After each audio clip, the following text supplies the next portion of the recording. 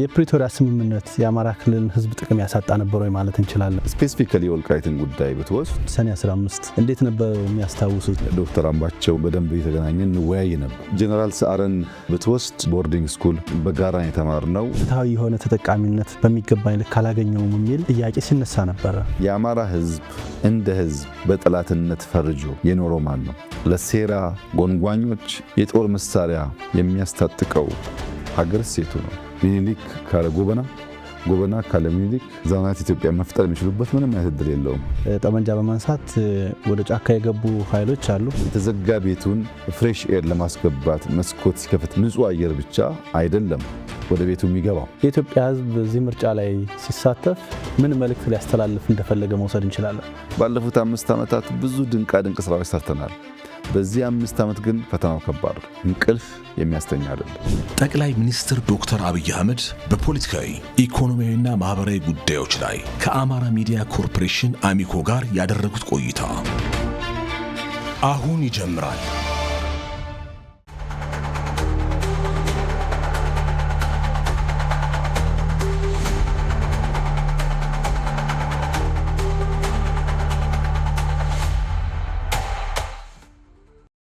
ጤና ይስጥልኝ ተመልካቾቻችን፣ ሙሉቀን ሰጥዬ ነኝ። በዛሬው ዕለት የአማራ ሚዲያ ኮርፖሬሽን አሚኮ ከኢፌዴሪ ጠቅላይ ሚኒስትር ክቡር ዶክተር አብይ አህመድ ጋር ቆይታ ያደርጋል። በቆይታችን በሀገራችን ዋና ዋና ጉዳዮች በተለይ ደግሞ አማራ ክልልን የተመለከቱ ፖለቲካዊ፣ ኢኮኖሚያዊና ማህበራዊ ጉዳዮች ላይ አተኩረን ቆይታ እናደርጋለን። አብራችሁን ክቡር ጠቅላይ ሚኒስትር ጊዜዎትን አጣበው ከአማራ ሚዲያ ኮርፖሬሽን ጋር ቆይታ ለማድረግ ስለፈቀዱ ክብር ይሰማናል። እጅግ አመሰግናለሁ። እኔም ስለጋበዝከኝ እጅግ አድርጌ አመሰግናለሁ። በጣም አመሰግናለሁ። ለመግቢያ የማደርገው ጥያቄ በኢትዮጵያ ታሪክ ውስጥ የአማራና የኦሮሞ ህዝብ አብሮ የመኖር ታሪክ እንዲሁም በሀገር ግንባታ ላይ የነበራቸውን አስተዋጽኦ እንዴት ይታያል የሚለውን ጥያቄ እንደ መግቢያ ወስጀዋለሁ። በኢትዮጵያ ውስጥ የሚኖሩ ህዝቦች በዘመናት መካከል አብረው ሲኖሩ በብዙ መልኩ የተጋመዱ፣ የተሳሰሩ፣ የተጋቡ፣ የተዋለዱ እና በጋራ የኖሩ ናቸው ሁሉም። በተለይ ደግሞ አማራና ኦሮሞን ስትወስድ በአቀማመጣቸውና በቁጥራቸው ከፍ ስለሚሉ በኢትዮጵያ ታሪክ መለስ ብለህ እያንዳንዱን አንጓ ብትመዝን በ3 ዋና ዋና መንገዶች በስፋት የተጋመዱ መሆናቸውን ታያለህ። አንደኛው በጋብቻ ነው። ግለሰቦች ለንግድ ለውጊያ ሲንቀሳቀሱ አንዱ ከአንደኛው እያገባ የመዛመድ ልምምዳቸው ሰፊ ነው። ሁለተኛው የፖለቲካል ጋብቻ ነው። ፖለቲካው በኢትዮጵያ ታሪክ ውስጥ በነበረው ቆይታ ወንበር ለማጽናት በሚደረግ ጥረት ሰፋፊ የፖለቲካ ጋብቻዎች ተፈጽመዋል። ሶስተኛው ደግሞ ባህላዊው ጉዲፈቻ ነው። ብዙዎች በነገስታት ደረጃ የምናያቸውም ጭምር በጉዲፈቻ ምክንያት በዚህም በዚያም ወገን ሰፊ መስተጋብሮች፣ አብሮ ማደጎች፣ ባህል መጋራቶች በኦሮሞም በአማራም ህዝቦች መካከል የቆየ ልምምድ ነው። ጥቂት ምዕተ ዓመታት ወደ ኋላ መለስ ብለን የኢትዮጵያን ታሪክ ብንመለከት ለምሳሌ የሸዋ ሱልጣኔቶች የሚባለው ዘመን 350 ዓመት ገደማ ቆይቷል። የሸዋ ሱልጣኔቶች በመንግስት በፈጠሩበት ከባቢ ላይ በስፋት ኦሮሞዎች፣ አማሮች፣ አርጎባዎች፣ ጉራጌዎች፣ ሌሎችም ብሔሮች ያሉባቸው አካባቢዎች ናቸው። በዚያ 350 ዓመት ጉዞ ውስጥ ብዙ ስብጥር፣ ብዙ መጋመድ እንደነበረ መገመት ይቻላል። ኋላም የኢፋትን ሱልጣኔት ብንወስድ ከ130 ዓመት በላይ ቆይቷል። ከሸዋ እስከ ዘይላ የሚዘረጋ ሱልጣኔት ነው። በዚህ ቆይታ ውስጥ እንደዚህ ያለ ከፍተኛ የሆነ መስተጋብር እንዳለ መገመት ይቻላል። ከጎንደር ኢምፔሪየር በፊት ሰርጸ ድንግል መካከል አካባቢ ተነስቶ እስከ ምጽዋ በነበረው ዘመቻ ሰፊ ጦር ይዞ ስለሄደ በዚያ ሂደት ውስጥም ከዚህ አካባቢ ወደ ሰሜን ብዙ መዋለዶች መዋሃዶች እንደነበሩ ታሪክ ይናገራል። የጎንደር ኢምፔሪየር ብቻውን ግን ወስደህ ብታይ የነዚህ ህዝቦች በዘመናት መካከል በፖለቲካል ጋብቻ እና ጉዲፈቻ የነበራቸውን ውህደት በደንብ ማየት ትችላለህ።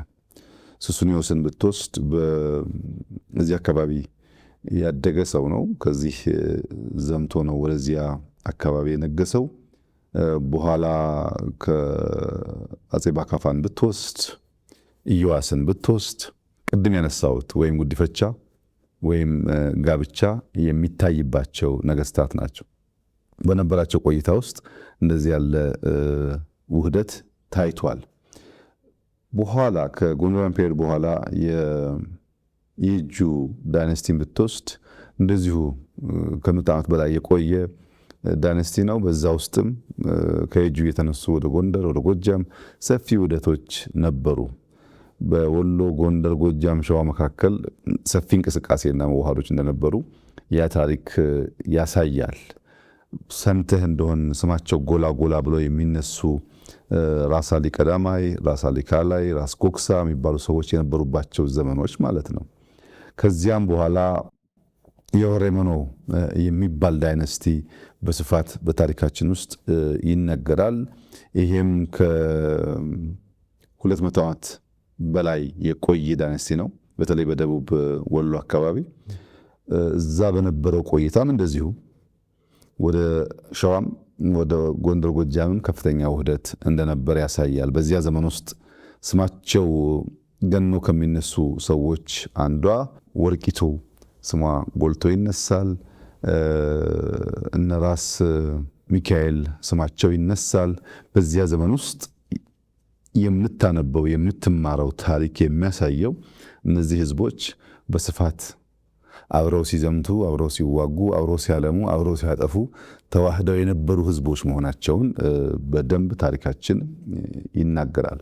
ወደ ኋላም ወደ ቅርቡ ዘመን መተህ ለማየት ብትሞክር ዘመናዊት ኢትዮጵያን ታሪክ ያየ ሰው ከነዚህ ህዝቦች ውህደት ውጤት ውጪ ሊያት አይችልም።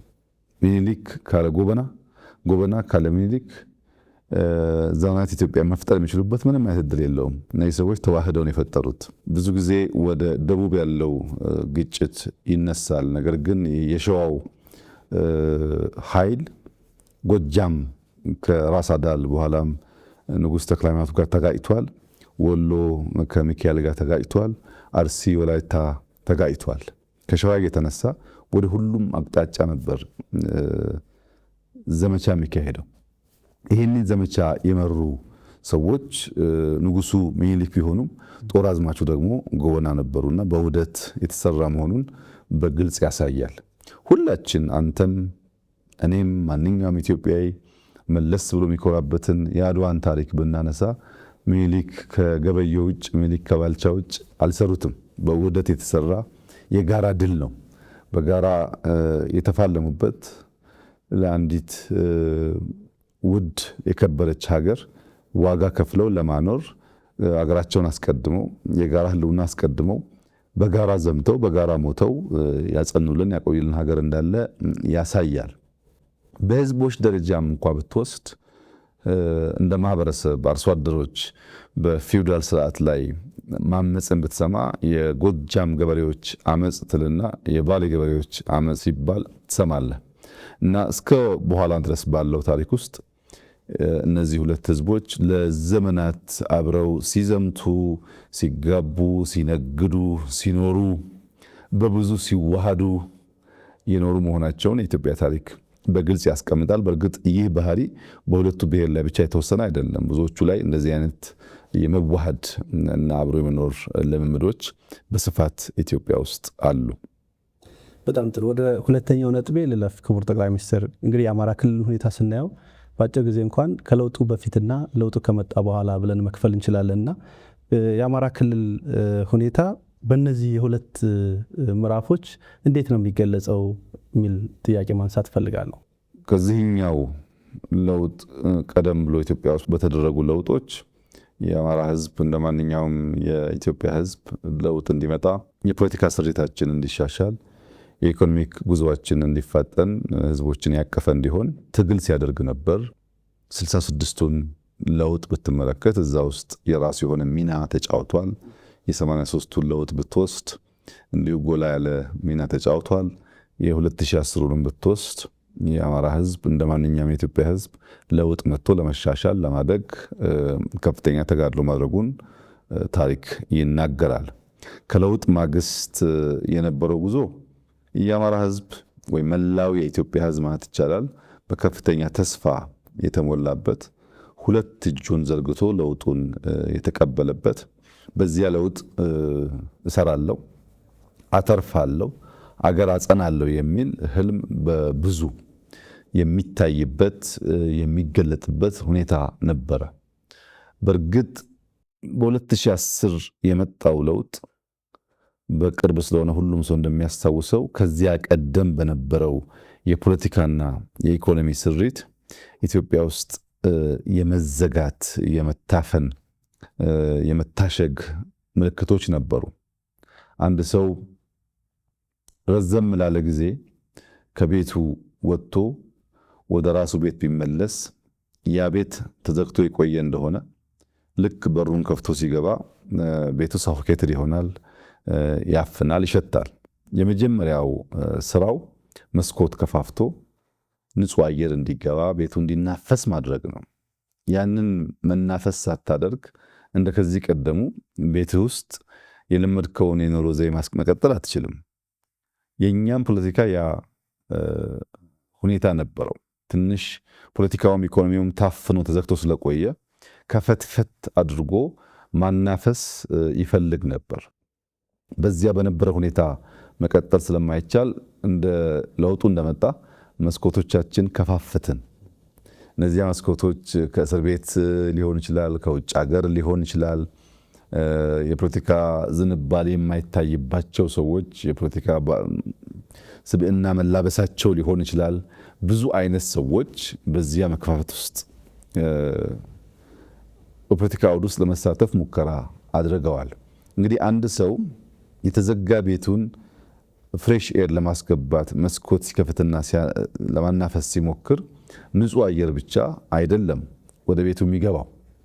አብሮት ትንኞች ይገባሉ፣ ቢምቢዎች ይገባሉ። ቢምቢ በሳይዟ በጣም ትንሽ ናት። ነገር ግን ተኝተህ የቢምቢን ድምፅ ሰምተህ ከሆነ መተኛት አትችልም። ያቺ ትንሿ ጥንጥየዋ ቢምቢ ባላት ድምፅ ታውካለች፣ ትቀሰቅሳለች። አንዱ ዝቅተኛ ጉዳቷ እንዳተኛ ማወክ ነው። ሁለተኛውና ከዛ የሚከፋው ግን አንተን በመንደፍ ደምህን መምጠጥ ነው። ደምህን መጣ ግን አትተውም፣ በሽታም ልታመጣብህ ትችላለች። እንደዚህ ያለው ሁኔታ በኢትዮጵያ ፖለቲካል አውድ ውስጥ ተፈጥሯል። በማናፈስ ውስጥ ተቀላቅለው የገቡ ቢምቢዎች አሉ፣ ከፍተኛ ድምፅ በማሰማት ለማወክ የሚሞክሩ፣ ከዚያም ሲያልፍ የኢትዮጵያን ብሔራዊ ጥቅም ለመናደፍ የኢትዮጵያን ሕልውና ለመገዳደር ከሚፈልጉ ኃይሎች ጋር እስከ መሰለፍ የሚሄድ ዝንባሌ ያሳዩ። በዚያ መከፈት ምክንያት መድረክ አግኝተው ሁኔታው ከተስፋ ትንሽ ጨለምለም ደንገዝገዝ ወዳለ ሁኔታ፣ ስጋት ወዳከለበት ሁኔታ እንዲገባ ለማድረግ እየሞከሩ ኃይሎች አሉ። ይህንን ዝብርቅርቅ መንፈስ ነው የምታየው በሁሉም ክልሎች። በአማራም ክልል በከፍተኛ ደስታ የተቀበለው የደገፈው፣ በኋላ በተፈጠረ ሁኔታ ደግሞ ምንድነው የመጣብን የሚል ድንግዝግዝ ስጋት እያደረበት እየዋለ እያደረ ሲመጣ ግን ነገር እየተገለጠ ሲሄድ የመደመር መንገድ ብቸኛው አማራጭ መሆኑን፣ ለመበልጸግ የሚደረገው ጥረት ተገቢ ጥረት መሆኑን ያመነ ኃይል ሆኖ እንግዲህ ዘንድሮ ያንን በምርጫውም አረጋግጧል። ብቸኛው ኢትዮጵያን የማጽኛው መንገድ ቅድም በታሪክ ያነሳሁት ውህደት እንደተጠበቀ ሆኖ ያንን በሚያርቅ፣ በሚያድስ፣ በሚያሻሽል፣ በሚያሰፋ መንገድ መሄድ ብቻ ነው እንደ ሀገር ተከባብረን ተዋደን በጋራ ጥረን ግረን አንዲት ታሪካዊት ሀገር ማጽናት የምንችለው የሚል እምነት የያዘበት ጊዜ ይመስለኛል። ወደ ለውጡ ልውሰዶትና ልክ ለውጡ እንደመጣ እርስዎ ወደ ኃላፊነት ሲመጡ ያደረጉት ወደ አማራ ክልል ተጉዞ የተለያዩ ሰዎች ጋር ቀጥታ ፊት ለፊት መገናኘት፣ ከዛም በመለስ ከለውጡ ከትንሽ ወራት በኋላ እንዲሁ በየልዩ ቤተ መንግስት የአማራ ክልል ተወካዮችን አነጋግረው ነበርና ይህንን ለምንድን ነበር ያደረጉት? በእርግጥ ከለውጥ ማግስት ሳይሆን ትንሽ ወደ ኋላ ይሄዳል። በ2003 ክረምት የከፍተኛ አመራሮች ስልጠና ነበር። በዚያ ስልጠና ወቅት ከአንዳንድ የአማራ ጓዶች አመራሮች ጋር ንግግር የጀመርንበት ጊዜ ነበር። ያ ንግግር ትርክትን ማደስ ያስፈልጋል። መካከላችን ያለውን ግድግዳ ማፍረስ ይኖርብናል።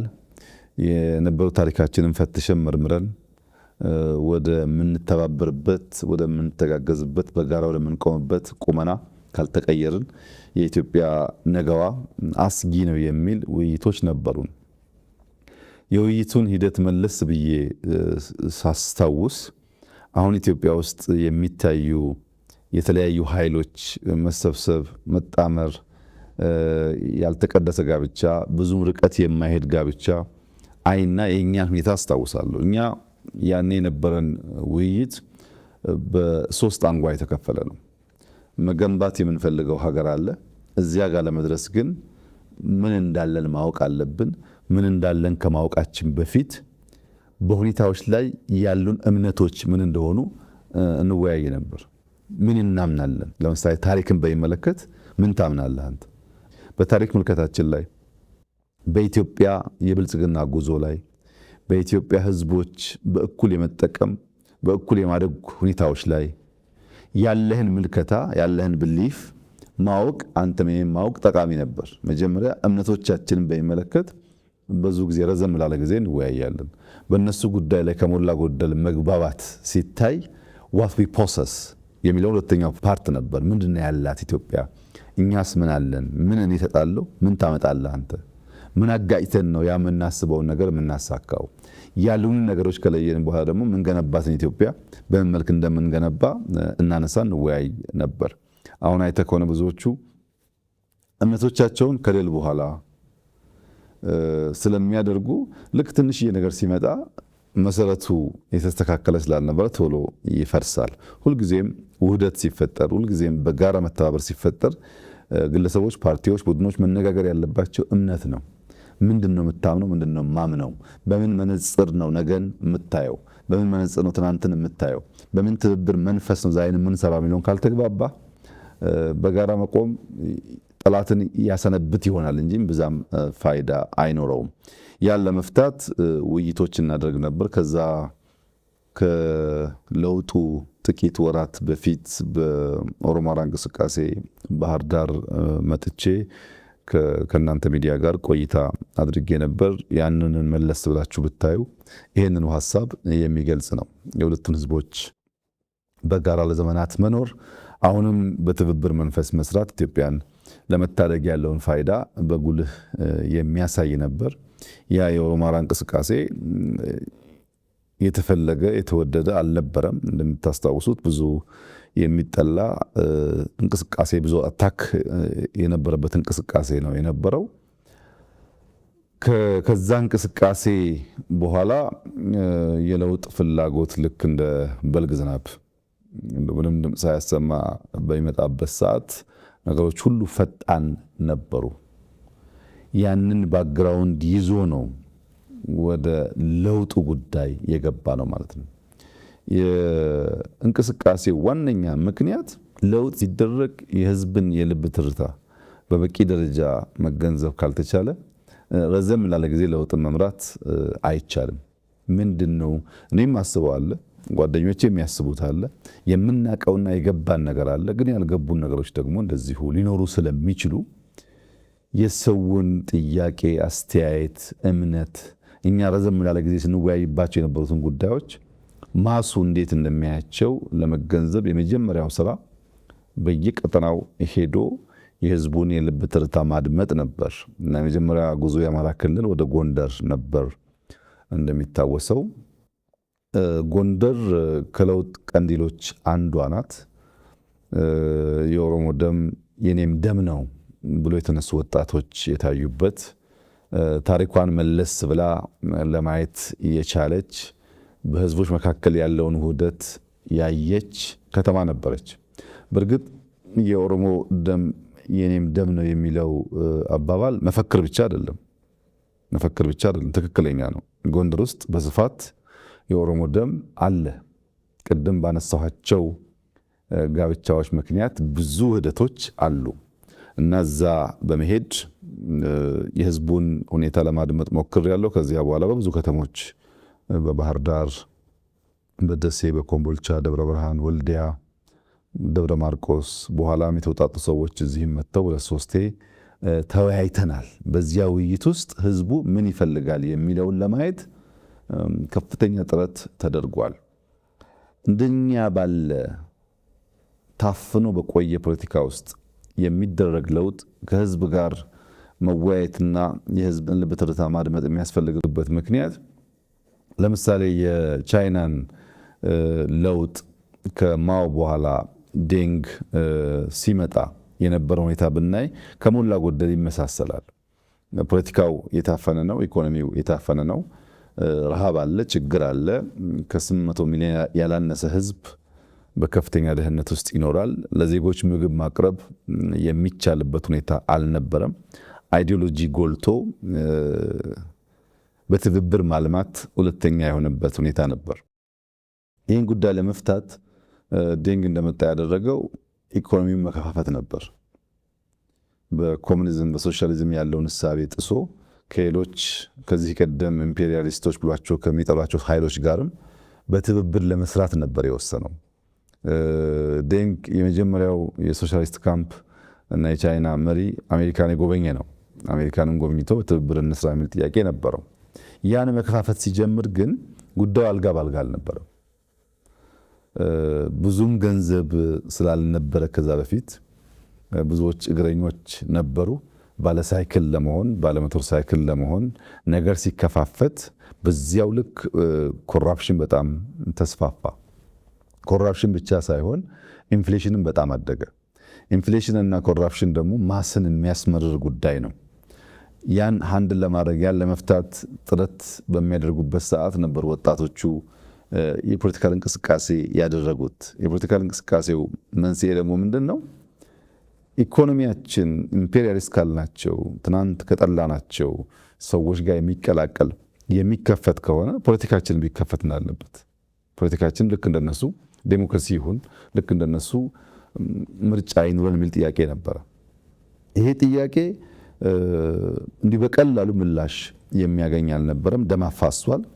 ምክንያቱም በነ ዴንግ እምነት ጠንካራ መንግስት፣ ዲሲፕሊንድ ፓርቲ፣ ረዘም ላለ ጊዜ የሚጸና መንግስት ካልፈጠርን በቀር ቻይና ውስጥ ያለውን ችግር አንፈታም የሚል እምነት ነበራቸው። በርካታው ሰው በድህነት ውስጥ ስላለ ኢኮኖሚክ ኦፕን አፑን እንጂ ፖለቲካል ኦፕን አፑን አይቀበሉም። ተማሪው ግን ኢኮኖሚን ከፍታችሁ ኢንፍሌሽንና ኮራፕሽን ከመጣ ፖለቲካውን ክፈቱት የሚል ጥያቄ ነበረው። ያን ለመከላከል ነበር ወደ ደም መፋሰስ የገቡት። በእኛ ሁኔታ አስቸጋሪ የሆነው ነገር ኢኮኖሚክ ኦፕን አፕ አድርገን ፖለቲካውን ብንተው ወይም ፖለቲካል ኦፕን አፕ አድርገን ኢኮኖሚ ብንተው ኢትዮጵያ ውስጥ ያለውን ሁኔታ መቀየር አንችልም።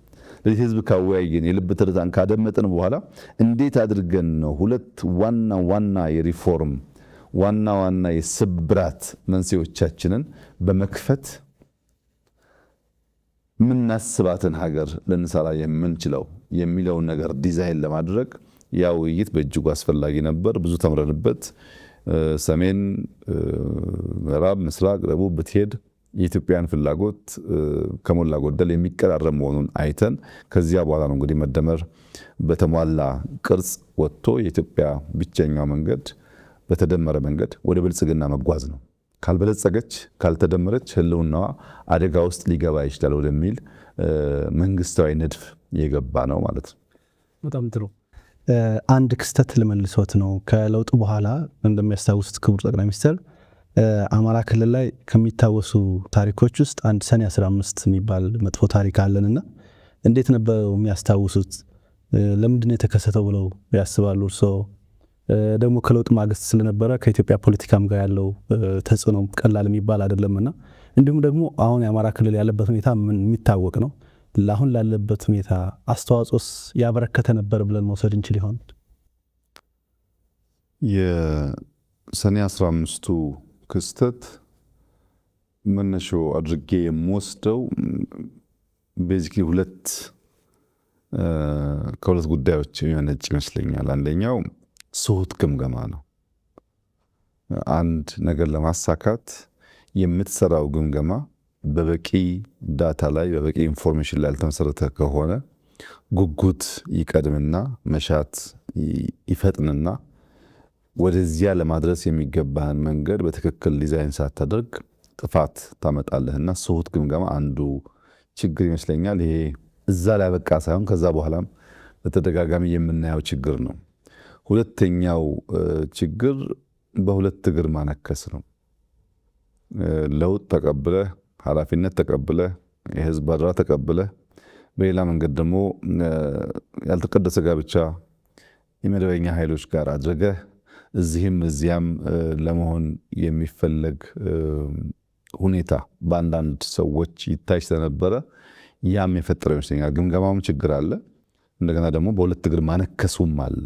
እዚህ ተቀምጦ እዚያ ሆኖ ደግሞ እዚህ የመሻቱ ፍላጎት የተቀላቀሉ ነገሮች አሉ። በአንድ መንግስት ወይም በአንድ ፓርቲ እቅድ የሚመራ ስብስብ ሳይሆን እቅዱን ከተለያየ ሶርስ የሚወስድ ኃይል ያለበት ግን በጋራ የሚነጋገር የሚሰበሰብ የሚወያይ በዛ ሂደት ውስጥ ደግሞ ጥፋት ሊያመጣ የሚችል ክስተት ሆኗል። እንግዲህ ቅድም ላነሳልን እንደሞከርኩት የኢትዮጵያ ህዝቦች የመዋሃድ ታሪክ ቢኖራቸውም አብረው የመዝመት ታሪክ ቢኖራቸውም በዘመናት መካከል ስልጣን ሲመጣ በኃይል አልጋ ሳይጸና የመገዳደር ፍላጎት የባህላችን አንዱ አካል ነው። በልጅ ኢያሱ ዘመን መለስ ወደ ታሪክ ብታገላብጥ ይሄን ነገር በቀላሉ ማየት ትችላለህ። በጃንሆይ ጊዜ የታህሳስ ግርግር የምንለውን በኋላ 56 ላይ ያጋጠመውን ብንወስድ የዚሁ ተቀጽላ ነው። በደርግ ዘመን 1981 ያየነው መሰል ባህሪ ነው። በኢህአደግ ዘመን መጠኑ ዝቅ ያለ ቢሆንም በ2001 አካባቢ መጠነኛ ፍላጎቶች ተንጸባርቀዋል። በእኛም ጊዜ በሰኔ 2010 16 ላይ ከለውጡ 2 ወር 3 ወር በኋላ መሰል ሙከራዎች በመስቀል አደባባይ ተካሂደዋል። እዚህ በኢትዮጵያ ታሪክ ውስጥ ሁልጊዜም በኃይል ፍላጎትን ማሳካት፣ በኃይል ስልጣን ለመያዝ መሞከር፣ ሰው በመግደል ስልጣን ለመውረስ መሞከር ነበር ማለት ነው። የሰኔ 15ቱን ከነዚህ ከላይ ከዘረዘርኳቸው ክስተቶች ለየት የሚያደርገው በክልል ደረጃ በከተማ ደረጃ ዝቅ ብሎ ለመፈጸም የተሞከረ ሙከራ ነው። በክልል ደረጃ እንደዚህ ያለውን ጉዳይ ፈጽመህ ምን ታሳካለህ የሚለው ጉዳይ ቅድም ያልኩት የስሁት ግምገማ ውጤት አካል ይመስለኛል። እንዴት ታስታውሰዋለህ? እንዴት ይታወሳል አልከው፣ የታሪካችን የጠባሳችን አካል አድርጌ ነው የማስታውሰው። በሶስት መንገድ ጠባሳ ጥሎብን አልፏል። አንደኛው ባጣናቸው ግለሰቦች፣ የለውጥ ኃይል የቼንጅ ኤጀንትስ የሚባሉ በለውጥ ውስጥ ከፍተኛ ሚና ያላቸውን ሰዎች ያሳጣ ክስተት ነው። ለምሳሌ ዶክተር አምባቸውን ብትወስድ 2003 ጀምሮ ንግግር እናደርግ ነበር ካልኩ ሰዎች አንዱ ነው። አምባቸው በዚያ ጊዜ በነበረን ውይይት ከፍተኛ ጉጉት ነበረው ለለውጥ። ግን እምነቶቻችንን ምንድነው ያሉን፣ እንዴት እናሳካቸዋለን፣ መቼ እናሳካቸዋለን የሚለውን ነገር ለመወያየት ከ2003 በኋላ አማራ ክልል እያለ ተደጋጋሚ ሲመጣ እንገናኝ ነበር። በኋላ ሁለታችንም የካቢኔ አባላት ሆነን በደንብ እየተገናኘን እንወያይ ነበር። ዝም ብሎ ኦቨርናይት የተፈጠረ ነገር አይደለም። ብዙ ምክክሮች፣ ውይይቶች፣ የተለያዩ ሰዎች በውስጥ እያቀፉ መሄዶች ነበሩበት። ጀነራል ሰዓረን ብትወስድ ሰዓረ አጋጣሚ ሆነው ቀደም ብሎ ሃይ ስኩል ቦርዲንግ ስኩል በጋራ የተማርነው አንድ ትምህርት ቤት ነበር። ትምህርት ቤቱ ደግሞ ቦርዲንግ ስለነበረ ቀንም ማታም የመገናኘት እድል ነበረን። ረዘም ያለ ጊዜ ትውውቃለን። በኢትዮ ኤርትራ ጦርነትም ከዚያም በኋላ ባሉ አጋጣሚዎች አልፎ አልፎ የመገናኘት የመነጋገር ልምዶች ነበሩን፣ ቅርብ ነበረን። ለውጡ ሊመጣ ጥቂት ጊዜ ሲቀረው የለውጡ ዋዜማ ገደማም በተደጋጋሚ እንገናኝ ነበር። በተለይ ግን በተለየ መንገድ እንዲታወስ ከማስታወስበት አንዱ ነገር ታስታውስ እንደሆነ የጠቅላይ ኤታማዦር ሹሙንና የደህንነት ኃላፊውን በአንድ ጀንበር ለማንሳት የነበረው ውሳኔና የለውጡ አካል ከመጀመሪያው ከእቅዱ ጀምሮ የተሳተፈበት ብቸኛው ሰው ሰዓረ ማለት ይቻላል። ብዙ ሰው ጉዳዩን አያውቀውም። ሰዓረ በእቅዱም በሂደቱም ተሳትፎ ነበረው። በዚያ ደረጃ ለቼንጅ ኤጀንት የሚታመን ሰው ነበር ማለት ነው። ሌሎቹንም ብታነሳቸው እነ ምግባሩ በዚያ ደረጃ ይታያሉ። በቅርበት ከኔ ጋር የሰሩት እነዚህ ቢሆኑም በዚያ ጊዜ ያጣናቸው ሰዎች ለለውጥ ኤጀንት ሆኖ ማገልገል የሚችሉ ቢቆዩ ብዙ የሚያበረክቱ ሰዎች ናቸው። አንዱ ጠባሳ ይሄ ነው። ሁለተኛው በኢትዮጵያ ፖለቲካል ትምምን ውስጥ የፈጠረው ጠባሳ ነው። ፖለቲካል ትረስት በጣም እንዲቀዘቅዝ አድርጓል። በሰዎች መካከል፣ በቡድኖች መካከል አብረህ እየኖርክ አብረህ እየሰራህ አብረህ እየተሰበሰብክ የመተማመን ዝንባሌው በእጅጉ እንዲቀንስ አድርጓል። ያም በጣም መጥፎ ጠባሳ ነው። አብረህ ስለ ሀገር ከምትመክረው ሰው አደጋ ያጋጥመኛል እያሰብክ መምከር በእጅጉ ትምምንን የሚቀንስ ጉዳይ ስለሆነ እንደ አንድ ክስተት ጠባሳ ሊታይ ይችላል። ሶስተኛው ባህል ነው። የኢትዮጵያን የፖለቲካል ባህል አበላሽቶታል። ቀድሞ የነበረ ነው፣ ያን አስቀጥሏል። ከንግግር ከውይይት ይልቅ በመሳሪያ በጉልበት ግለሰቦችን በማፈን በመግደል ስልጣን ማረጋገጥ መጎናጸፍ ለመሞከር ያለውን ልምምድ የሚያስቀር መሆን ሲገባው የሚያስቀጥል መሆኑ በሶስተኛ ደረጃ በጠባሳነት አየዋለሁ። ክስተቱ ይበልጥ የሚያሳዝነው እና አሁንም ቆም ብለን ማየት የሚገባን ገዳይም ሟችም ሁለቱንም ኃይሎች በጀግንነት ያወሳ የፖለቲካል ዲስኮርስ የታየበት ነው። ይሄ በኢትዮጵያ ታሪክ ውስጥ እስካሁን ያለንበት ውጥንቅጥ ታሪክን እንዳለ አስቀምጦ ከመልካሙ ከስህተቱ መማር ሲገባ ታሪክን እየመረጥክ ታሪክን እያንሻፈፍክ ታሪክን በፈለግከው መንገድ አድርጎ የማቆየቱ ጉዳይ አሁን ላለንበት አጠቃላይ ውጥንቅጥ ዋናው መሰረት የዚያ የትርክት ስብራት ጉዳይ ነው። አሁን እዚህ እንደዋዛ በብሔርተኝነት ስሜት በአውራጃዊነት ስሜት ታሪኩን አንሻፈን ብንጽፍ ብንናገር ነገ ልጆቻችን ዋጋ ሊከፍሉበት የሚችሉ ጉዳይ እንደሆነ ማሰብ አለመቻል ደግሞ ያሳዝነኛል። ይሄ ጉዳይ እንዳለ ታሪኩን አስቀምጠህ ከተቀመጠው ታሪክ ተነስተህ በሚኖር ትንተና የፈለግከውን ነገር ወደ ቀኝ ወደ ግራ ወስደህ መማር ትችላለህ። ታሪኩን ማዛባት ግን እምብዛም ጠቃሚ አይደለም። ዛሬ ብቻ ሳይሆን ነገም ዋጋ ያስከፍላል። ትውልድ ዋጋ ይከፍልበታል። እኛ በህይወት እያለን የምናውቀውን ጉዳይ በተንሸዋረረ ታሪክ አረዳድ ተረድተን የምናስቀምጥ ከሆነ እኛ በማንኖርበት ሰዓት የሚኖር ትውልድ ደግሞ እንዴት አድርጎ እንደሚወስደው አሁን ባለው የኢትዮጵያ ታሪክ መመልከት ትችላለህ። አሁን ያለው የኢትዮጵያ ታሪክ የዚህ የተንሸዋረረ የፖለቲካል ኢንትሪግ ውጤት ነው። አብዛኛው ታሪክን እንዳለ በትክክለኛው መንገድ ማስቀመጥ ሳይሆን አዛብተን በማስቀመጣችን ምክንያት የሚፈጠር ችግር ነው። ከዚያም ሻገር ሲል የፖለቲካ ሴራ ተንታኞች መጠቀሚያም ሆነዋል። ታስታውስ ከሆነ እለቱ ቅዳሜ ነበር፣ ዊኬንድ ነበር። ማምሻ ላይ ነበረ ይሄ ጉዳይ የተፈጠረው እና እኔ እዚህ ቢሮ ቆይቼ ከቢሮ ስወጣ መረጃ የሰማሁት እና ለሚዲያ ምን ነገር አለበት የሚል ሐሳብ መጥቶ የሚዲያ አካላት ይጠሩ ብለን ፋና፣ ኢቢሲ፣ አሚኮ ተጠርተው ነበር። የሰጠሁበትን ቦታ እስከዛሬ አስታውሰዋለሁ እኔ። ነገር ግን ፋናና ኢቢሲ ምናልባትም ዊኬንድ ስለሆነ ምሽትም ስለነበረ ስንጠራቸው በዚያ ፍጥነት አልመጡልንም። አሚኮ ግን ጎረቤት ነው፣ እዚያ 4 ኪሎ ነው መስሪያ ቤቱ። መኪናም ላያስፈልገው ይችላል። እዚሁ ስለሆነ ልክ ጥሪው ሲደረግ ወዲያው አሚኮ መጣ።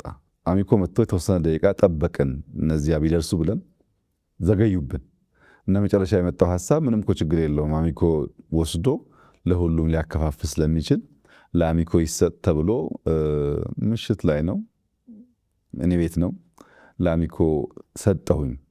በኋላ ግን ባህር ዳር ላይ ሆኖ መግለጫ ሰጠ ወደሚል የሴራ ትንታኔ ተቀይሯል። እንደዚህ ያለው ከእውነት የተፋታ ለዛሬም ለነገም የማይበጅ ውስጥህ እያወቀ የሚሸነገር የሚዋሽ ነገር ጥፋት ብቻ ነው የሚያመጣውና ያ ክስተት ከመነሾ የሚሳካ ነው። ከመነሾ አንድ ግብ የሚያሟላ ነው ባትልም እንደ ጥቁር ጠባሳ የሚወሰድ መጥፎ ክስተት ነው ብዬ ነው የማየው። አመሰግናለሁ ክቡር ጠቅላይ ሚኒስትር። ወደ ሌላ ነጥብ ልውሰድዎት። ለውጡ እንደመጣ ሁሉም ኢትዮጵያዊ እንደገለጹት በተስፋ ለውጡን በከፍተኛ ሁኔታ ሲደግፍ ነበረ። ከዚህ ህብረተሰብ ክፍል አንዱ ደግሞ በውጭ የሚኖሩት ትውልደ ኢትዮጵያና ኢትዮጵያውያን የምንላቸው ወይም ደግሞ ዲያስፖራ የምንለው የህብረተሰብ ክፍልም የለውጡ ደጋፊ ነበረ በዛን ወቅት እንደሚታወሰውና ከለውጡ ከተወሰነ ጊዜ በኋላ የአማራ ተወላጅ የሆኑ ዲያስፖራዎች እንደገና ለውጡን አንዳንድ ዲያስፖራዎች ለውጡን ተቃውመዋል እና የዚህ መንስኤው ምንድን ነው ብለው ያስባሉ? በቀጣይስ ምን አይነት አማራጭ ቢከተሉ ነው የሚጠቅመው ብለው ነው የሚያስቡት? ለውጡን በመደገፍ እና ባለመደገፍ ጎራ የመቀያየሩ ጉዳይ በአማራ ዲያስፖራ የሚወሰን አይደለም። በሁሉም ዲያስፖራዎች የሚታይ ነው። በውጭ ሀገርም ብቻ የሚወሰን አይደለም። በሀገር ውስጥም ያ ነገር ሊያጋጥም ይችላል። ሰዎች በተለያየ ምክንያት ጎራቸውን ይቀያየራሉ። እኔ የሚመስለኝ በሶስት ዋና ምክንያቶች ጎራ መቀያየሮች ያጋጠሙ ይመስለኛል። አንደኛው የተሳሳተ ስሌት የነበራቸው ግለሰቦች ናቸው። ልክ ለውጡ ሲመጣ አንተ ባህር ዳር ተቀምጠህ የሆነ ጉዳይ ጽፈህ ሊሆን ይችላል፣ ተናግረህ ሊሆን ይችላል። እኔ እዚህ አዲስ አበባ ሆኜ የሆነ ነገር አድርጌ ሊሆን ይችላል። አንዱ ናይሮቢ ሆኖ የሆነ ነገር አድርጎ ሊሆን ይችላል። ሁሉም ሰው ይሄን ለውጥ የጀመርኩት ያመጣሁት ያዋለድኩት እኔ ነኝ ብሎ አምኗል። ብዙ ግለሰቦች ያሉበት ሁኔታ አጠቃላይ ለውጡን መርቶ ከአንድ ጫፍ ለማድረስ የሚያስችል አለመሆኑ በግልጽ የሚታይ ቢሆንም ግን አምነዋል ሰዎቹ። እኔ ነኝ የዚህ ለውጥ ባለቤት፣ እኔ ታስሬ፣ እኔ አገር ተሰድጄ፣ እኔ እንደዚህ ሆኜ ያመጣሁት ይሄን ለውጥ እና ይሄ የመጣው ለውጥ እኔ በማስበው መንገድ መሄድ አለበት። ከተቻለ ምነክስ፣ ካልተቻለ ደግሞ ማነክስ መሆን አለብኝ የሚል እምነት ያመኑ ሰዎች የተጋባባቸው ግለሰቦች ነበሩ። እነዚህ ግለሰቦች ለውጡ የብዙ ሰዎች ጥረት፣ ብዙዎች ዋጋ የከፈሉበት፣ በብዙ ድካም የመጣ እነዚያን ሰዎች በማስተባበር የሚመራ እንጂ የግለሰቦች ፍላጎት ለማሳካት የሚፈጸም አለመሆኑን ሲረዱ ሞክረው ሲያቅታቸው አውቶማቲካሊ የጎራ ለውጥ አሳይተዋል። መጀመሪያ ሮጦ መምጣት፣ ለመቀላቀል መሞከር፣ እንደፈለጉት ነገር እንደሚሄድ ማሰብ ሁኔታ ነበራቸው። ያ አልሆነም። አንድን ለውጥ በራስ መመዘኛ በራስ መነጽር ብቻ ማየት ስትጀምር የሌሎችን ማድመጥ ሲሳነ ይሄ ችግር ያጋጥማል። እኛ ለውጡ መጥቶ በህግ ስልጣን ከያዘን በኋላ የኛ እምነትና እውቀት በቂ አይደለም። የህዝቡን ልብ ትርታ ማድመጥ አለብን። ህዝቡ እንደሚያስብ ማወቅ አለብን። ያደረግነው ሙከራ እንኳን አይተው ትምህርት አለመውሰድ ማለት ነው። ሁለተኛው የጎራ መደበላለቅ የሚታየው ለርካሽ ዓላማ የሚቃወሙ ሰዎች ናቸው። ከዩቱብ ንግድ ጋር የሚያያዝ ወይም በአንዳንድ ሀገራት አሳይለም ለመጠየቅ ጥገኝነት ለመጠየቅ የሚደረግ ሙከራ መቃረን፣ መሳደብ፣ ማንቋሸሽ ብቸኛ መንገድ ብሎ የሚያስቡ ሰዎችም እንዲሁ አሉ። ይሄን የምታየው አንዳንድ ሰዎች በጣም ያንቋሽሹ ሲሳደብና ኢትዮጵያ ሲመጡ እኛ እኮ እንዲህ ያልመሰለንም፣ ሀገር ተቀይሯል፣ ብዙ ለውጥ ነው ያለው፣ በደንብ አልነገራችሁንም፣ በጣም እንደተጸጸቱ ሰዎች ሆነው ይቀርባሉ። ሄዶ ደግሞ ትንሽ 6 ወር 8 ወር ሲቆይ የግድ ገንዘብ ጥቅም ስለሆነ መልሶ ያ ባህሪ ሲያገረሽ ታያለህ። እንደነዚህ አይነት ሰዎች አሉ። በሶስተኛ ደረጃ ግን እውነተኛ ጥያቄ ያላቸው ሰዎች ደግሞ አሉ። በአንዳንድ ጉዳይ ላይ እውነተኛ ጀኖን ጥያቄ አንስተው በበቂ ደረጃ ምላሽ ያላገኙ ሲመስላቸው እንደዚህ አይነት ስሜት የሚሰማቸው ሰዎች አሉ። ያ የኛም ድክመት ያለበት ሊሆን ይችላል። እና የተለያየ ጎራ ነው፣ በአንድ ካቴጎሪ የሚወሰድ አይደለም። መንገዳቸው ምን ይሁን፣ እንዴት ቢቀጥሉ ይሻላል ላልከኝ፣ ያው እውነተኛ ጥያቄ ያላቸው ቀርብ ብሎ ማየት ነው። ይምጡ፣ ይመልከቱ፣ ይጠይቁ፣ አብሮ ይስሩ። ለውጥ ዳር በመቆም ብቻ አይሳካም፣ መሳተፍ ይፈልጋል። ወንዝን ለመሻገር አብሮ መዋኘት እንጂ ውሃውን ዝም ብለህ ብትወቅሰው አይበጅም፣ አይጠቅምም። ስለዚህ ኑ አብረን እንዋኝ። በዋና ውስጥ በጣም ብዙ ፈተና ይኖራል። በዛ ሂደት ውስጥ ነው ትክክለኛውን ነገር የምታገኙት ብዬ ነው መክረው። በተሳሳተ መልኩ በተሳሳተ ስሌት ውጤቱን የገመቱ ሰዎች የኢትዮጵያን ነባራዊ ሁኔታ ያኔ ብቻ ሳይሆን አሁንም የተገነዘቡ አይመስለኝም። የኢትዮጵያን ነባራዊ ሁኔታ መገንዘብ፣ ዘመኑን መገንዘብ ያስፈልጋል። አንተ እንኳን በምታውቀው ከለውጡ ዓመት 2 ዓመት በፊት ኢትዮጵያ ውስጥ የዳታ ፔኔትሬሽን የዳታ ስፋት ውስን ነው። ብዙ ሰው አብዛኛው መረጃ የሚያገኘው ከናሽናል ሚዲያ ነው። ብዙ ሚዲያዎች አልነበሩም። ስልክ እንዳሁን ኢንተርኔት በበቂ የለውም። ዳታ በስፋት አልተሰራጨም። ብዙ መረጃ የሚሰራጭበት መንገድ ውስን ነው። አንተ ብቸኛው ተናጋሪ ልትሆን ትችላለህ። አሁን በጣም ብዙ ተናጋሪ፣ ብዙ ተንታኝ፣ ብዙ አዋቂ ያለበት ጊዜ ነው። በአንዳንድ ጉዳዮች ላይ ብዙ መረጃም ያለበት ጊዜ ነው እና ነባራዊ ሁኔታው ማወቅ ያስፈልጋል። ለውጥ የአንድ ሰሞን ድግስ አይደለም፣ ሂደት ነው። በዚያ ሂደት ውስጥ ብዙ ጉዳዮች ሊቀያየሩ ይችላሉ። ረጅም መንገድ መሆኑን አምኖ ራስን አስተምሮ ራስን አጀስት ማድረግ የሚያስፈልግ ይመስለኛል። ጫና መቋቋም የሚሳናቸው ለጊዜያዊ ችግር ሲሉ ደግሞ ሸብረክ የሚሉ ሰዎች ጥጃው ሳይወለድ በረቶ አይዘጋም። መከራው፣ ችግሩ፣ ሂደቱ በአጭር ጊዜ ውስጥ የሚፈጸም ስላልሆነ ለርካሽ ዓላማ ለርካሽ ጥቅም ሲባል ከቁም ነገር መጉደል አይሆንባችሁ። ታሪክ መስራት የሚያስችል ሁኔታ ካለ ለዚያ መሄድ፣ ያም ካልተቻለ ደግሞ ከታሪክ ቀኝ መቆም እንጂ ላነሰ ለወቅታዊ ችግር ሲባል ብርታት በማጣት አቋም በማጣት የሀገርን ጥቅም በመወላወል ማሳጣት ጥቅም አለው ብዬ ብዙ አላምንም። በዚህ መንገድ ቢኬድ ይሻላል ብዬ አስባለሁ። ስራው እስከተሰራ ድረስ ውጤት እስካለ ድረስ የሰው ልጅ የማየት የማመዛዘን አቅም እስካለ ድረስ እውነታው እየተገለጠ መሄዱ አይቀርም ብዬ አምናለሁ። አመሰግናለሁ ክቡር ጠቅላይ ሚኒስትር። ወደ ሌላው ነጥብ ልለፍ። ብልጽግና እንደ ፓርቲ የመደመር መንግስትም እንደ መንግስት ሲመጣ የአማራ ህዝብ ይፈታቸዋል ይመልስልናል ብለው ሲያነሷቸው ወይም ተስፋ ያደርጓቸው ጥያቄዎች ነበሩና እነሱን ከመመለስ አንጻር ምን ተከናውኗል ብለው ያስባሉ?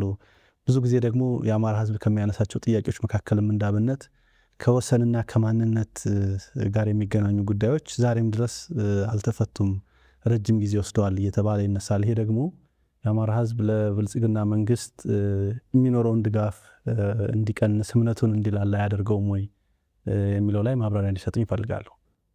በዚያ ከለውጥ ማግስት ባደረግነው ውይይት በሁሉም የአገሪቱ ጫፎች የነበሩት ጥያቄዎች፣ አስተያየቶች በሁለት አንኳር ጉዳዮች ተከፍለው ይታዩ ይችላሉ። አንደኛ ፖለቲካ ጥያቄ ነው። ሁለተኛ ደግሞ የመልማት ጥያቄ ነው። ልማትና ፖለቲካ ናቸው ጎልተው በተለያየ ቋንቋ በተለያየ መንገድ የሚነሱት። በአማራ ክልል የነበረውን ጥያቄ ከዚህ ተለይቶ የሚታይ አይደለም። የመጀመሪያው የፖለቲካ ጥያቄውን ብንወስድ በሁለት ከፍለን ማየት እንችላለን። ራሱ የፖለቲካውን ጥያቄ አንደኛው ረዥም ጊዜ የሚወስድ ዘላቂ መፍትሄ የሚሻ አስተማማኝ ሰላም ማረጋገጥ የሚፈልግ ከአንድ ብሔር፣ ከአንድ ክልል፣ ከአንድ ፓርቲ በላይ ማሳተፍ የሚፈልጉ ጉዳዮች አሉ። በአንድ ፓርቲ የማይመለሱ፣ በአንድ ክልል የማይመለሱ፣ በአንድ ከባቢ ፍላጎት የማይመለሱ የሌሎችን ተሳትፎ የግድ የሚጠይቁ ጉዳዮች አሉባቸው ጥያቄዎች ውስጥ። ለምሳሌ ህገ መንግስት በሚመለከት ባንዲራው ላይ ጥያቄ የሚያነሱ ሰዎች አሉ። አንቀጽ 39 ላይ ጥያቄ የሚያነሱ ሰዎች አሉ። በወሰን ጉዳይ በወሰን ይገባኛል ጥያቄ የሚያነሱ ሰዎች አሉ። እንደነዚህ ያሉ ጥያቄዎች ሙሉ እይታን ዘላቂ ሰላም የሚያረጋግጡ ምላሽን ማምጣት ይጠይቃሉ። እንዲሁ ሰምተህ ወዲያው የምትመልሳቸው ጉዳዮች ሳይሆኑ ሂደት ይፈልጋሉ። ለዚያ ረዘም ላለ ጊዜ እንግዲህ በውይይት እንደቆየን ይታወቃል። እያንዳንዱ የራሱ ችግር ስላለበት ለምሳሌ ከነዚህ ጥያቄዎች ውስጥ ስንቶቹ እንደሆኑ ባላቅም ብዙዎቹ በሀገራዊ ምክክሩ ምላሽ ሊያገኙ እንደሚችሉ ተስፋ አደርጋለሁ። ነገር ግን ሐረርጌ ሄደህ የተጠየቀውን ጥያቄ እዛው ምላሽ እሰጣለሁ ብትል ወለጋ ስትሄድ ጥያቄ ሊወልድ ይችላል። ወላይታ ሶዶ ሄደህ ተጠይቀህ ለዚያ ምላሽ እዛው እሰጣለሁ ብትል ጎንደር ስትሄድ ጥያቄ ሊወልድ ይችላል። ከዚህ ማሳያ አንዱ የወልቃይት ጥያቄ ነው። የወልቃይት ጥያቄ ረዘም ላለ ጊዜ ይገባኛል ጥያቄ በአማራ ክልል ሲነሳ ቆይቷል። ይህንን ጉዳይ የሁለቱም ክልል ህዝቦች ያሳተፈ ያወያየ በህገ መንግስቱ መሰረት በሪፍረንደም የተረጋገጠ ለዘላቂ ሰላም መነሾ የሚሆን ካልሆነ እድል አግኝቻለሁና አሁን ላፈላርግ ብትል ሲቀየር ይበላሻል። ለምሳሌ ከዚህ ቀደም የፌዴራል ክልል ስሪት ሲሰራ በህዝቦች ውይይት ቢሆን ያ ነገር የተፈጸመው ለረጅም ጊዜ ጥያቄ ሆኖ አይቀጥልም ነበረ። ያን ስህተት የሚደግም ነገር ነው። አሁን ስለሚመች እናርገው የሚል ጥያቄ የሚነሳበት መንገድ ውይይት ይፈልጋል። ስፔሲፊካሊ የወልቃይትን ጉዳይ ብትወስድ በትግራይ በኩል ያለው ጥያቄ ፌዴራል መንግስት ስርዓት ውስጥ በትግራይ ክልል ይተዳደር ነበር። በጦርነቱ ምክንያት ነው ያንን ቦታ ያጣ ነው። አሁን ደግሞ ለአማራ ህዝብ ህልውና እንታገላለን የሚሉ ኃይሎች ሁሉ ውሰዱት፣ አብረናችሁ እንዋጋለን፣ ይገባችኋል እያሉን ነው። እየከለከለን ያለው የፌዴራል መንግስት ነው። የፌዴራል መንግስት ከዚህ ጉዳይ ራሱን ቢያወጣ እኛ በማንኛውም መንገድ በኃይልም ይሁን በሰላም ቦታችንን እናስመልሳለን። እንቅፋት የሆነብን የፌዴራል መንግስት ነው እንጂ ለዚያ ህዝብ የሚታገሉ ወገኖችም ጭምር ለዚያ ህዝብ እንታገላለን ባዮች ጭምር እንድንወስድ ፈቅደው የዚያ ትግል ተባባሪና አጋር ሆነዋል። እናንተ ናችሁ እንቅፋቱ ይላሉ። ወደ አማራ ክልል ደግሞ ስትመጣ ከጦርነት በኋላ በፌዴራል መንግስት ውክልና የሚተዳደረው የወልቃይት ክልል በህግ አግባብ በተሟላ መንገድ ወደ አማራ ክልል መመለስ ሲገባው የፌዴራል ክልል መንግስት አልመለሰም ብለው ያስባሉ። ሁለቱም ጋር ጥያቄ አለ ማለት ነው። ይህንን ጥያቄ የምንፈታው አንዱን ወገን በማስደሰት ለአንዱ ወገን ምላሽ በመስጠት አንዱን ከጥያቄው ጋር እንዲቆይ ብናደርገው ዘላቂ ሰላም አያመጣም። የጊዜ ጉዳይ እንጂ መልሶ ግጭት ይፈጥራል። መልሶ ግጭት የሚፈጥርን ነገር ለአጭር ጊዜ እፎይታ፣ ለአጭር ጊዜ ደስታ መመለስ ደግሞ የመደመር መንግስት ፕሪንሲፕል አይደለም። የኛ አንደኛው ፕሪንሲፕል ሚዛናዊነት ነው። ሁለተኛው ሙሉ እይታ ነው።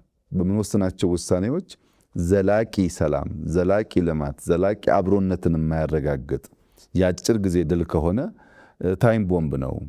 ነገርን ለጊዜው ያዳፍናል እንጂ ከናካቴው አያጠፋውም ብለን ስለምናስብ አንመርጠውም። መንገዱን ጊዜ ወስዶ ተወያይተን ተመካክረን ህግን ስርዓትን ተከትለን የህዝቦችን ተሳትፎ አረጋግጠን ብንወስን ግን ለዘላቂው ሰላም ሊያረጋግጥ ይችላል የሚል እምነት ስላለን አብዛኛው በኢንክሉሲቭ ናሽናል ዲያሎጉ 4 ዓመት የፈጀ ሂደት ነው።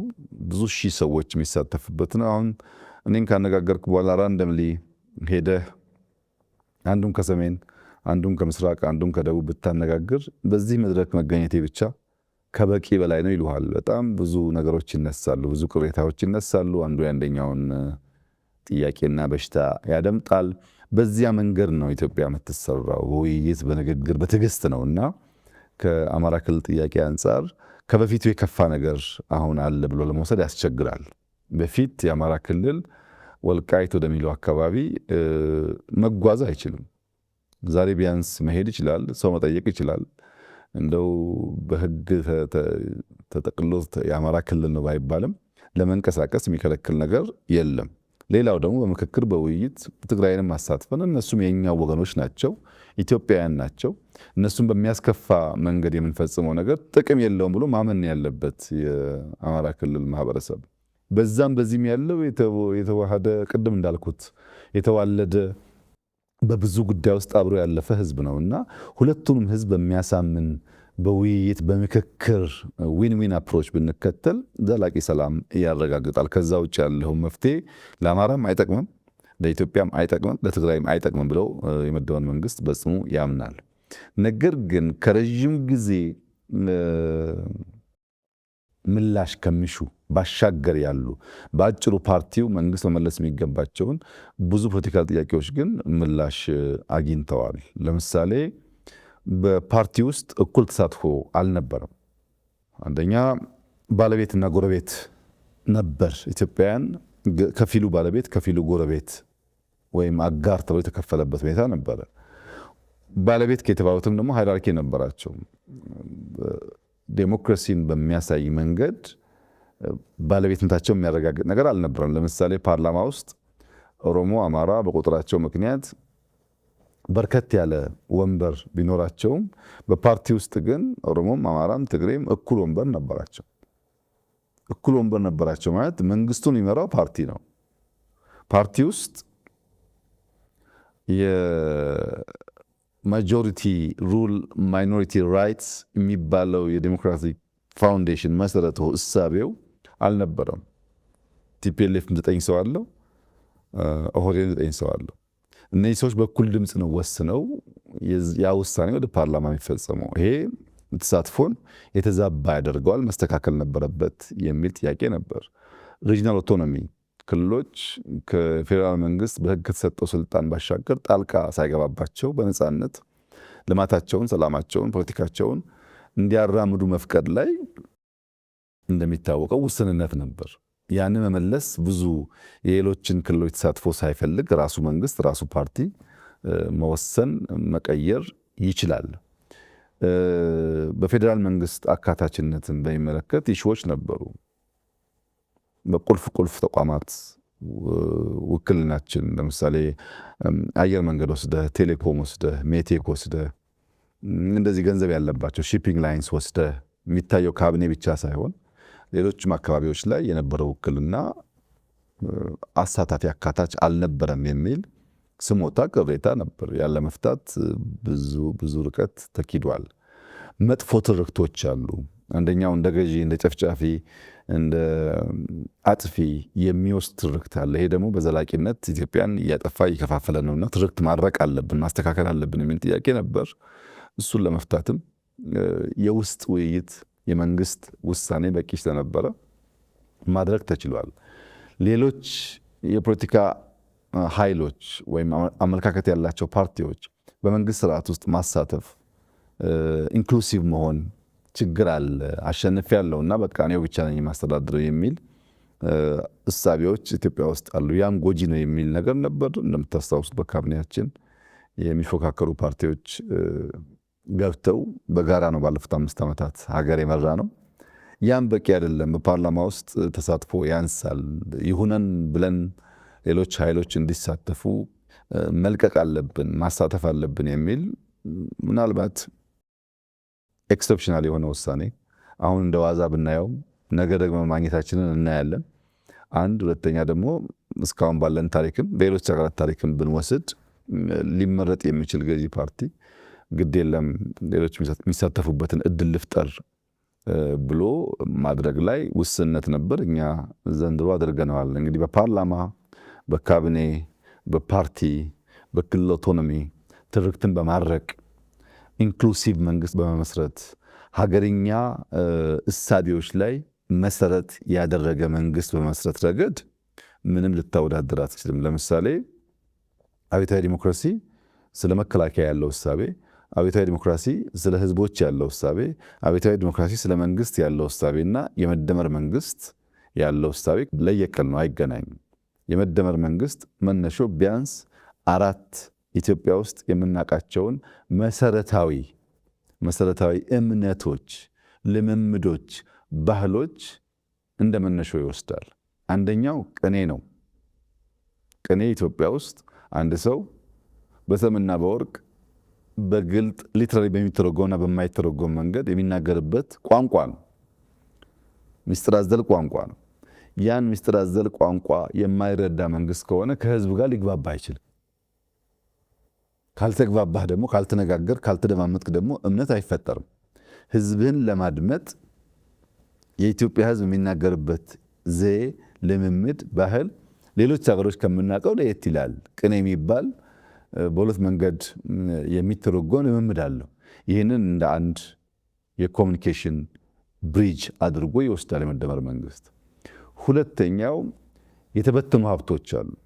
ፍራጃይል የሆኑ እውቀቶች፣ የሰው ኃይል ካፒታል አለ። ይህን ሰብስቤ ይህንን ደምሬ አንድ አዲስ ነገር እንዲከሰት ኢመርጅ እንዲያደርግ እሰራለሁ የሚል መንግስት ነው።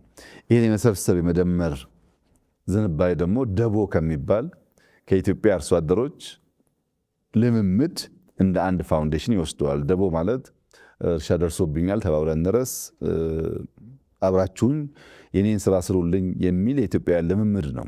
ይሄ ለኛ ለምናስበው እሳቤ በእጅጉ ያግዛል። ሶስተኛው በታሪካችን ውስጥ ቅድም እንዳነሳሁት በየጊዜው ግጭቶች አሉ። ሰላማዊ ጉዞ ብቻ አይደለም ያለው። የእምነት፣ የብሔር፣ የመሬት ይገባኛል፣ የተለያየ ስልጣን ይገባኛል ግጭቶች ነበሩ። እነዚህን ግጭቶች እየፈታ ያቆየበት መንገድ የሪኮንሲሌሽን ካልቸራችን ሽምግልና፣ ካሳ፣ እርቅ፣ ይቅርታ የሚባሉ ነገሮች አሉት። ይህንንም እንደ አንድ ፋውንዴሽን የመደመር መንግስት ይወስዳል። በሀገራችን እኮ ድል በሀብት አለ፣ ሽምግልና የሚባል እርቅ አለ፣ ይቅርታ አለ፣ ካሳ አለ። ይህንን እንደ መሰረት በወስደው በውስጥ ያሉትን ቅራኔዎች ለመፍታት ያግዘኛል። ደቦ ተሰብስቤ ለመስራት፣ ቅኔው ከህዝብ ለመደማመጥ። ግን ይሄ በመጀመሪያው ሌየር ላይ ፈርስቲር ላይ ያለው የሀገር ግንባታ መንገድ ብቻውን በቂ አይደለም። ኢንስቲትዩሽን ግንባታ ደግሞ ያስፈልጋል።